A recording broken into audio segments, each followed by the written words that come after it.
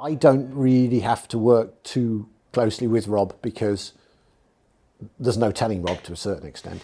And he will just produce great work and you've just got to wait for it to come. It's worth it because his stuff is really top drawer. On the voice acting side, I do get a lot more heavily involved with Peter, and typically I go into the studio. So this time, myself and Stephen went into the studio and we did all the English voice acting over 3 days. That takes a lot of time, just making sure we get the humour level right. This time around, especially because we're going to Asia, it was really hard to get that fine line between getting atmosphere into the voice whilst still being respectful and not sounding a little bit too comic or cartoony. A message from Jin Huang.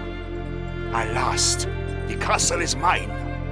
From this day, the Zhao will be no more. Cite your granary, Excellency. So that was tough. And also getting across the meaning, because Warlords is quite historical in nature. So there's a lot of Chinese names and places and Japanese names and places. And that's quite hard for us to pronounce, let alone to get a voice actor to get that pronunciation right and keep it right all the way through. So the voice acting took us a long 3 days, and then it's being recorded into 6 languages as well, I think.